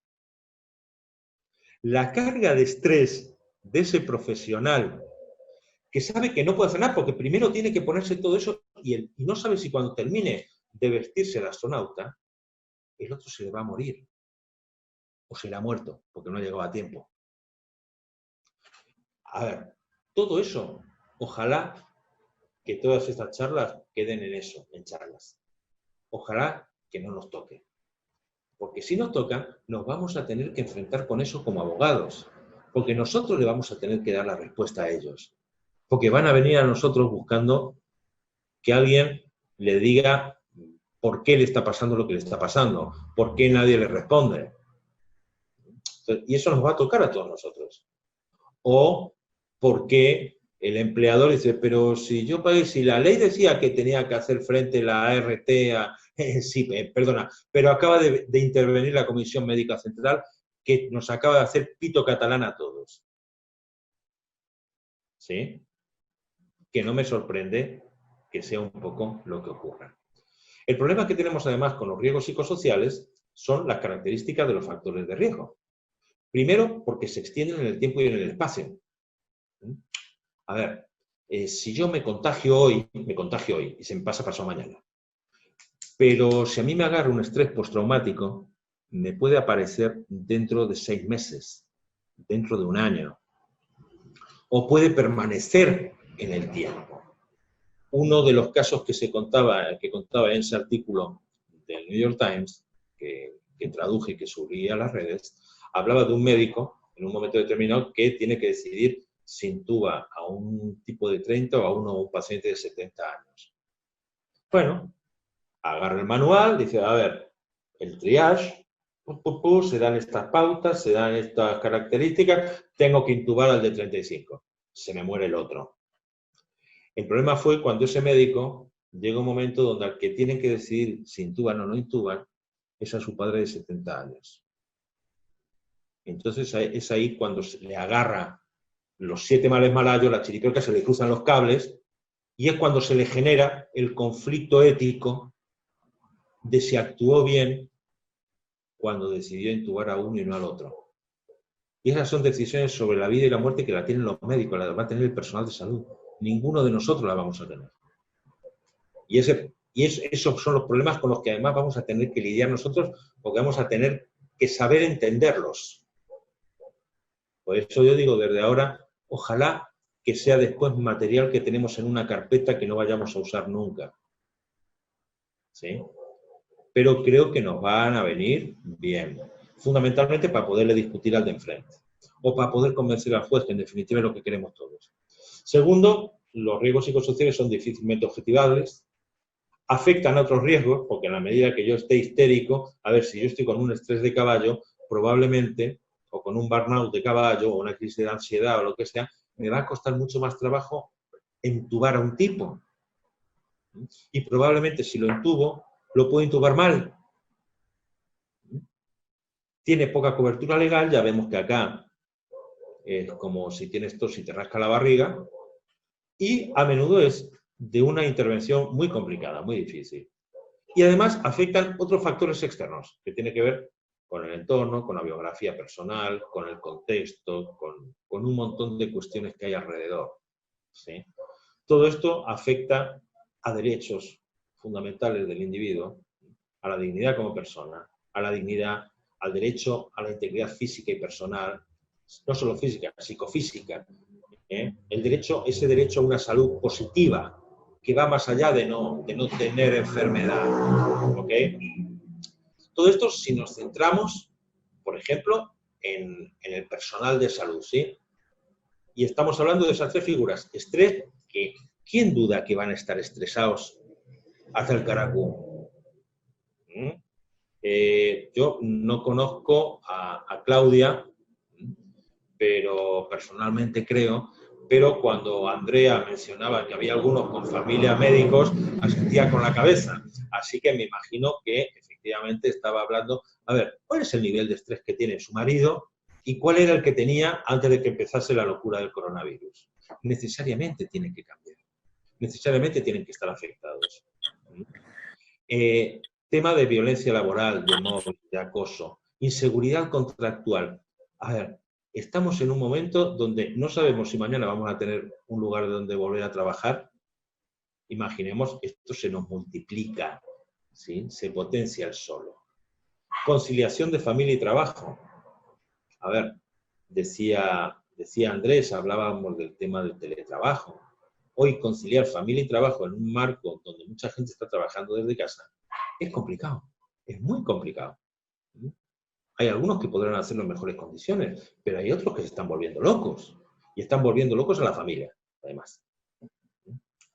Y sin duda el tema del burnout o desgaste profesional, o incluso la cuestión del tecnoestrés. Estamos todos, a ver, yo ahora mismo he llegado un momento en que miras el WhatsApp y tienes hoy a las 3, 15 Zooms distintos, más otros 3 en Instagram, 2 más en YouTube y uno que me viene por paloma mensajera. Uno ya no sabe, tiene que empezar a dejar cosas de lado, a elegir qué haces, qué no haces, porque además, caramba, hoy todo el mundo hemos empezado a hacer esto, con lo cual tiene gente brillante que está dando charlas, la mayoría de ellas gratuitas, todos los días en todos los horarios. Los días tendrían que tener 72 horas más o menos, para poder, si es que la cabeza nos aguanta el ver tantos Zoom, tantos no sé qué. A ver, estamos todos, de tanto Zoom parece que estamos en medio de un avispero. Zoom, zoom, zoom, zoom, zoom, zoom. Está zumbando permanentemente todo el día. Y algunos más o menos nos hemos ido acostumbrando. Yo confieso que yo el primer Zoom lo hice con estos chicos de Córdoba durante la pandemia. Nunca había usado este invento diabólico. Y ahora lo tenemos incorporado como algo cotidiano. O sea, mira, por eso, miras el mail, miras el WhatsApp y dices, ¿qué Zoom tengo hoy? A ver, a todo esto nos tenemos que adaptar y todo esto genera además estrés. Esta es un poco la idea que quería plantearos, que quería un poco compartir con vosotros, no tanto de la charla de la mesa de la facultad, así, la charla magistral, sino comentar algunas de las cuestiones que me parece que están y que van a venir, y sobre las cuales nos va a tocar pelear a brazo tendido en los próximos meses e incluso años, ¿sí? Así que, bueno, con esto, un poco, la idea es terminar con esto y abrir el juego a comentarios, depresiones, angustias e ideas generales que se le pueda ocurrir. Bueno, gracias, Frank. La verdad que estuviste espectacular como siempre. Todo tu público está acá, que siempre te seguimos en las redes, en todos lados. Como siempre digo, más federal que nunca el país. Realmente estamos recorriendo. Si hay algo que podemos encontrar lo positivo en la parte académica, la parte de capacitación, la parte de unidad. Me imagino que en todas las profesiones, uno ve la nuestra, que es la de abogados. Ahí Patricia levantó la mano, que seguramente quiere hacer una pregunta, así que la dejamos a ella. Y gracias, amigo, gracias. Gracias, Andy, también, por la generosidad, por estar acá, por la verdad. Como gracias a vos, André, y a todos los que estuvieron del otro lado. Te quiero, te quiero. Bueno, ahí lo escuchamos. La escuchamos a Patricia, que quiere hacer alguna pregunta. Patri, te escuchamos, mi amor. Y desde ya que es un placer, con Francisco venimos compartiendo muchas situaciones y lo que le quería preguntar y quería que sirviera de una reflexión para todos nosotros, que de qué manera vamos a poder encontrar los recursos para que realmente pueda lograr todos los comprometidos de salud que podemos llegar a encontrar por esta situación de pandemia para superar las deficiencias de la cuestión normativa, porque la cuestión normativa pareciera que deliberadamente está planteada para hacer una carrera de obstáculos y no una verdadera solución con la necesidad de atención inmediata que van a requerir todas estas situaciones. Esa es un poco la reflexión y la pregunta que yo quería dejar propuesta para todos. ¿Qué tal, Patricia? ¿Cómo estás? A ver, yo creo que, no sé si estará de acuerdo Andrés conmigo y el resto de los colegas, pero me parece que acá lo que vamos a tener que trabajar va a ser en base a demandas muy bien armadas, sólidas, con planteos sólidos, con información seria y contrastada, de manera de convencer a los jueces, que va a ser lo más difícil, de que tenemos razón y que aquellos que nos estuvieron cuidando durante 80, 100 días merecen ser cuidados y merecen que les demos una respuesta. No solo los médicos. Hablamos de colectivos muy amplios. A ver, si un chico de Rappi o de Pedidos Ya se nos contagia de COVID-19, caramba, a ese pibe que de repente, de ser un trabajador anónimo que estábamos discutiendo si era relación laboral o no era relación laboral, ahora de repente se ha convertido en poco menos que en superpollo. Es Superman, es personal esencial, todos los adoramos, pero seguimos sin saber y sin determinar si tiene una relación laboral, si es un autónomo, es que es. Bueno, si este se contagia, Lo que tenemos, creo, que tener la sensibilidad y la habilidad de intentar convencer al que tiene que tomar la decisión de que efectivamente tome la decisión correcta. Yo cuando estudiaba allá en la Complutense de Madrid, tenía un profesor que decía que cuando uno iniciaba un juicio necesitaba 3 cosas. Tener la razón, que sin duda la vamos a tener. Saberla exponer, que no me cabe duda que todos los que somos abogados de acá somos eximios abogados. Y lo más difícil, que te la den. Ese es el punto clave, que te den la razón. Con lo cual, va a haber que seguir insistiendo.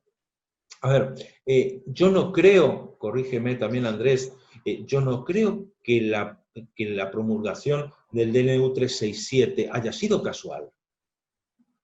En todos los foros en los que yo participaba, y en todos los que participé, desde el comienzo de la pandemia hasta ese momento, decíamos qué es lo que pasaba y necesitábamos una regulación puntual, algo que dijera que si un médico se enfermaba y enganchaba un COVID-19, eso era una enfermedad profesional. Ok, publicaron el 367, está bien. No es que nos dieron una solución para todo. Pero yo creo que las redes... Fran, sí. Discúlpame que te interrumpa. También destacar la labor de la justicia, que se expidió en este caso muy bien, y debemos ver el amparo que resolvió Rosalía Romero, es muy rápido, expeditivo, de una enfermera del Tornú que solicitó mediante acción de amparo la protección, los elementos, y Rosalía de forma heroica ha condenado a la Rete y al gobierno de la ciudad, incluso con las 30. Impecable.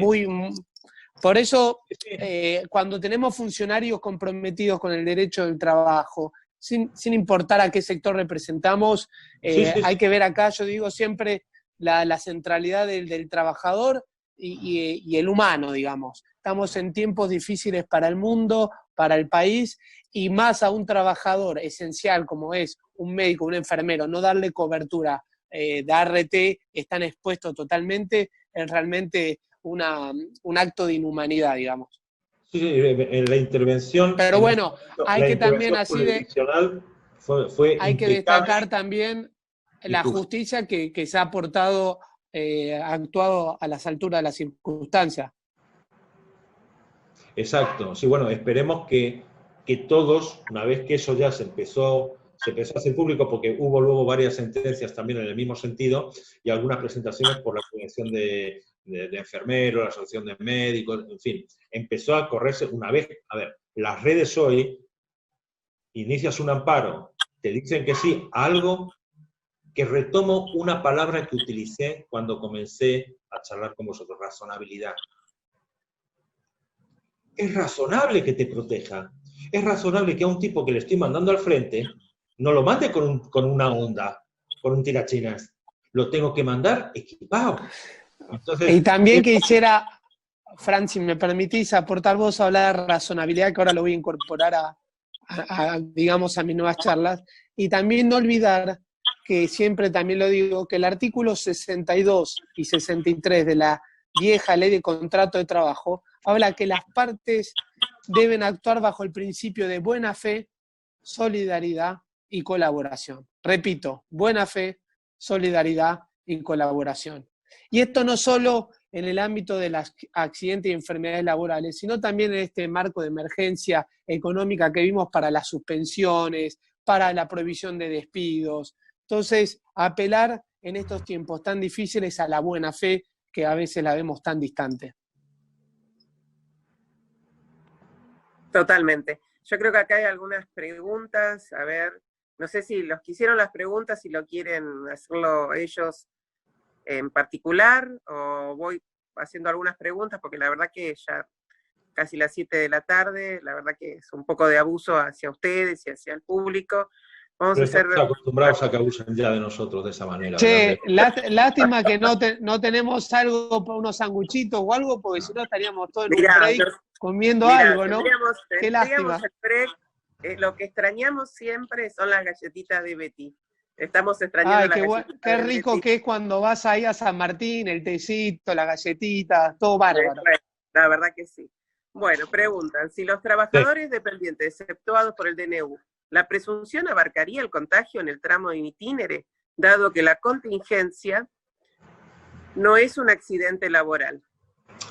Buena pregunta. En principio sí, salvo que, a ver, en principio se supone que sí, porque, a ver, si yo estoy cubierto, estoy a disposición del empleador en lo que se considera el accidente in itinere y me contagio, debería. El tema es que voy a tener que demostrar que me contagié, porque acá la inversión de la carga de la prueba se hace solamente en el caso del personal de salud. Los médicos.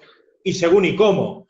O sea, lunes, miércoles y acá es la famosa prueba diabólica, y para los que asesoramos empresas, está Enrique también Precedo, es muy difícil, digamos, que el trabajador pueda demostrar, mostrar el nexo de causalidad, salvo que diga que unos compañeros tuvieron coronavirus y se lo contagió, por ejemplo, en el vestuario o en el comedor, y hay otros casos, ahí tal vez sí, pero en el itinere es una cuestión, no sé qué pensás vos, Fran. Y tampoco, porque ni tampoco. En el comedor y en el vestuario tienen que mantener las distancias de seguridad que te están recomendando, con lo cual nos ponemos en situaciones complicadas.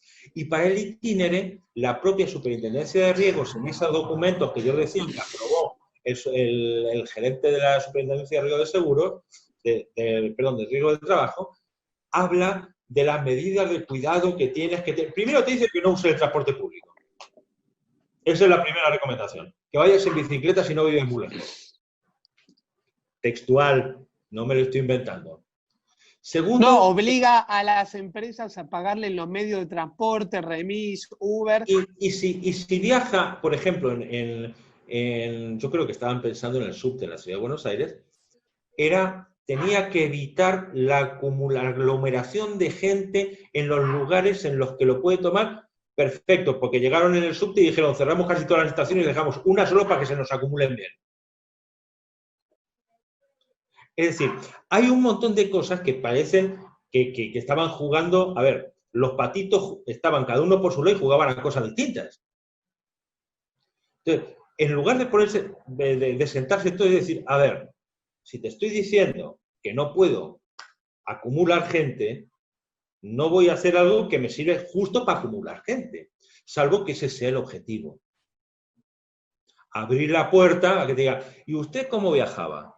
Yo en subte. ¿Y dónde lo tomaba? Yo lo tomaba en Avenida Los Incas. Ah, pero en Avenida Los Incas, porque este están cerrados, entonces se te juntaban 10 veces más de las personas y tienen que solamente viajan los que están sentados en el vagón. Y los demás se suben por las paredes, son como Spider-Man. O están todos acumulados en el andén esperando a que se haga un lugar en el próximo vagón. Con lo cual, hay un montón de cuestiones que, aunque la respuesta teórica es sí, abarca si se contagian en el itinere. El problema va a ser que demuestres que va a ser en el itinere, que te tengas que pelear, y si tomó además el que viajaba las medidas de seguridad. Ojo, acá va a haber un tema a favor de las empresas cuando las ART le quieran pasar el muerto a las empresas. Y es que las ART no han hecho las capacitaciones, ni las formaciones, ni el control de si el empleador último responsable de garantizar los medios de salud ha hecho todo lo que tenía que hacer. Entonces, como no lo hizo, en una de esas te encuentras un juez que las condena. Con lo cual, yo, empleador, empezaría a mandar telegramas o cartas de documento a la ART o a notificar a la ART diciendo, señores de la ART, vengan ustedes y nos dan una charla de cómo utilizar adecuadamente los barbijos. Yo esto lo dije en el mes de marzo-abril, que esto es lo que deberían estar haciendo los empleadores, para cubrirse, porque obviamente las ART no iban a dar abasto. Entonces, el incumplimiento ahí ya era de la ART. Yo sigo todo, pero yo no sé usar barbijos, señor de la ART. Venga usted, que su obligación, entre otras, más allá de decirme qué tengo que hacer, es enseñarme. Venga usted a la fábrica y enseña a los muchachos a ponerse, quitarse los barbijos, a ver cómo tienen que usar las medidas de seguridad, las máscaras, cómo se tienen que disfrazar de hombre rana, etcétera, etcétera, etcétera. Sí, En la medida que yo le haya intimado a la ART y la ART no lo haya hecho, ¿tengo una herramienta de defensa? Sí. O al menos eso es lo que yo creo. Hay por ahí una consulta a Mariana. Aquí Carlos pregunta, ¿no? Después dejamos que hable Mariana. ¿Qué opinan respecto de un trabajador que se niega a salir a la calle para realizar una tarea no esencial? ¿Se podría decir que salir a la calle implica, en las actuales circunstancias, un factor de riesgo por la probabilidad de contagio? En ese escenario, ¿podría ello configurar una causal justificada de retención de tareas por incumplimiento del deber de seguridad del patronal? A ver, si no es tarea esencial, igual, a ver, aquí creo que no hay definiciones absolutas y hay que ver cada caso. Va a depender si el tipo vive solo, si el tipo tiene chicos, si vive con la madre de 80 años y le da miedo salir y volver contagiado. Diana, creo que te habilité el audio. Hola, ¿qué tal? Buenas tardes. Yo tengo una consulta. Yo soy abogada de empresas, ¿no? Y estoy bastante preocupada por toda esta situación. Y yo quería saber qué opina usted, porque en realidad el decreto 367, artículo 1 y 2, dice que la RT se va a presumir la enfermedad profesional en el caso de los esenciales. Y me pasa mucho que hay empresas que se están encuadrando en esenciales con casos dudosos, digo yo. A veces me pasa con los clientes que me tengo que sentar a decir, mira, yo no sé si es tan esencial, porque realmente todas las disposiciones que ampliaron el artículo 6 son un poquito a veces dudosas. Yo lo que les digo a los clientes es que notifiquen a la RT que están haciendo la actividad esencial por si eventualmente aparece un caso. Pero ¿usted piensa que puede ser un caso de rechazo? Es decir, que la RT diga, no es una actividad esencial, no está en el artículo 6 del 367, entonces lo voy a rechazar. Porque mi temor es que empiece a pasar con estos casos. Yo te voy a dar un ejemplo, Fran. Que yo de las RT me espero cualquier cosa. Por eso, todavía no me pasó, pero tengo muchos clientes que están como a la fuerza metiéndose y que nos cuesta interpretar el tema de la habilitación, y mi temor es que empiece a pasar eso, ¿no? A ver, si a ti, que eres su abogada, te cuesta interpretarlo para adentro, imagínate para la RT que lo tiene que interpretar para afuera. No, te comento algo. Sí, Andrés. Que nos está pasando con empresas que asesoran de una textil muy grande, que al margen del tema del coronavirus, siempre hemos tenido problemas con la hernia de discos, con las lumbalgias, a veces incluso eran preexistentes y el ART te la rechaza. Por eso te la rechaza y después hacen el juicio contra la empresa, y incluso las acciones civiles. Creo que esto nos perjudica a quienes asesoramos también a empresas, las perjudica porque al fin y al cabo los trabajadores van a reclamar por acción civil y, digamos, a la empresa, porque las ART no van a querer dar cobertura. Pero de la misma manera que rechazan la hernia de disco, la rechazan, no dicen que es enfermedad profesional, y después los trabajadores accionan directamente contra la empresa, tratando de mostrar el nexo de causalidad. Pero la realidad es que el panorama, incluso en la Comisión de Legislación de la UIP, de la Unión Industrial de la Provincia de Buenos Aires, y la UIA, hemos discutido este tema con una preocupación. Exacto, es que es así. O sea que sería una posibilidad de rechazo. Además también teniendo en cuenta lo contagioso Yo creo que tendréis que empezar, a ver, la primera opción es la del rechazo. Luego voy a ver si consigo engancharles. Entonces, sabiendo que me van a rechazar, porque, a ver, imagínate planteémonos que no hay tanta mortalidad, ¿sí? Que no haya que pagar tantas indemnizaciones por fallecimiento. No, pero los partes médicos. Pero el tema de los costos médicos del durante, y si son correctas esas patologías, esas secuelas en el tiempo, que os he mencionado algunas, que yo cuando leí, es en el mes de abril, que llegó a mi poder el artículo este del New York Times y dije, a ver, mi inglés suele ser más como el de Tarzán que como el de Shakespeare. Pero hice un esfuerzo y dije, voy a traducirlo porque esto vale la pena compartirlo. Porque no somos conscientes todavía de lo que viene. Entonces, esos costos indirectos o posteriores, que van a venir además después de los 60 días, muchos de ellos, nos obliga, por eso digo, juntémonos, ¿sí? Vis pacem para bellum. Si quieres paz, prepárate para la guerra. Junta todos los elementos que puedas, porque nos va a costar Dios y ayuda pelearnos con alguien que si antes de la pandemia no quería pagar, imagínate después de la pandemia. Desastre. Y además el tema de que como es muy contagioso, después seguramente puede contagiarse al resto, y el tema del 208, porque el empleado se va a comer todo el 208.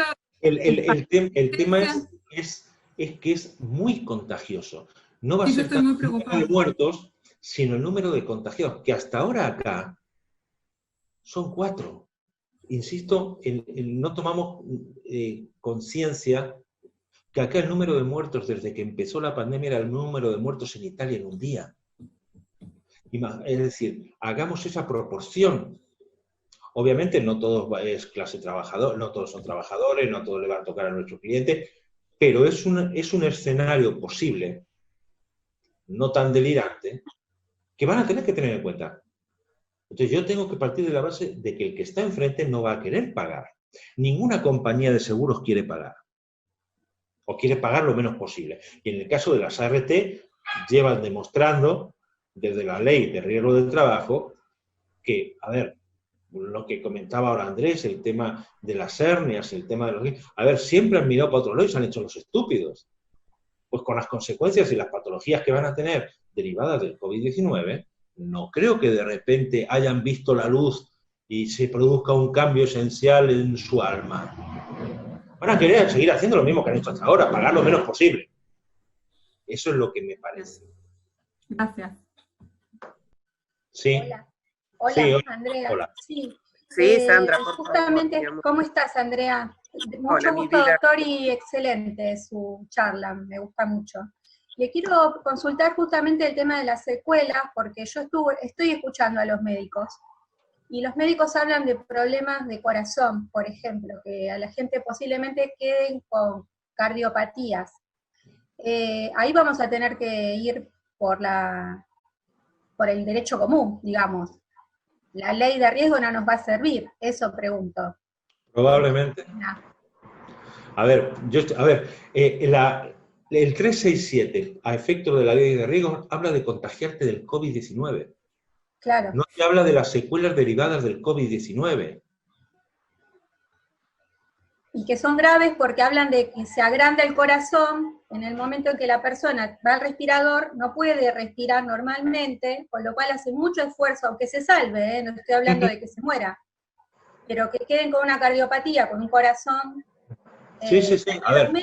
Como los esenciales o no esenciales, no importa. Cualquiera. El tema es que el que es actividad no esencial va a ser enfermedad común siempre, con lo cual el análisis y el tratamiento va a ser como una enfermedad común. El problema que vamos a tener es de las actividades esenciales que vamos a querer que encajen dentro de la figura de enfermedad profesional porque el tipo se enfermó laburando, más allá de que sea personal de salud o no. Sí, más o menos como nos viene pasando con otras enfermedades donde pedimos el daño psicológico.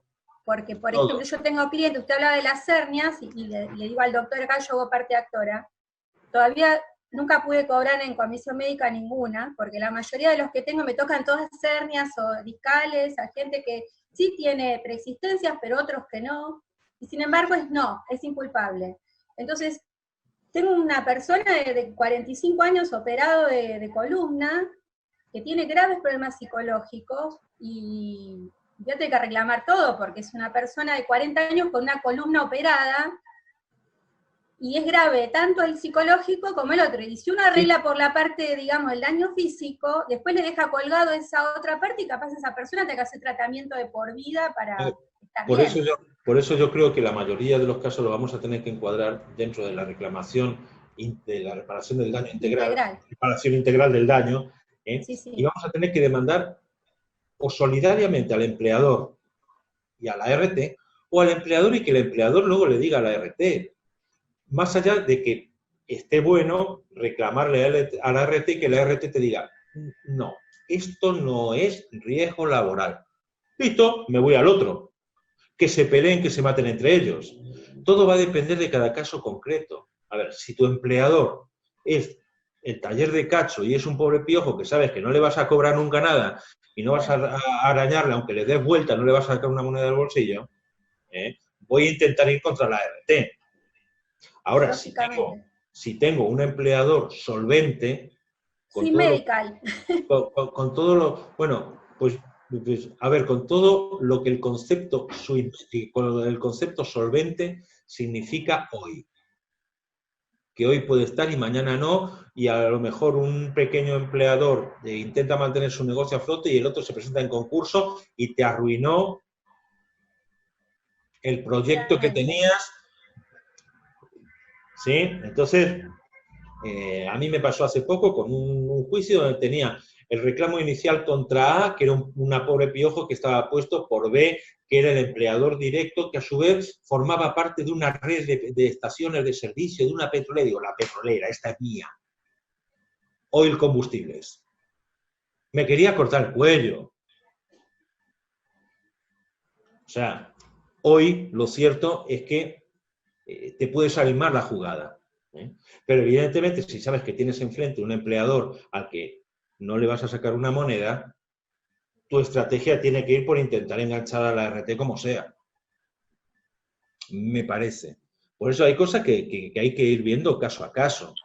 No puedes hacer un análisis más allá del planteamiento general. Igual no tendríamos prescripciones porque son enfermedades, con lo cual, como es de... O sea, no tendríamos un inicio de plazo de la prescripción, digo, para reclamar después. Eso, tú sigue metiendo cosas lindas en el medio. Sí, sigue ayudando. A ver, obviamente vamos a tener todos los palos en la rueda. Por eso digo, preparémonos para lo que nos viene.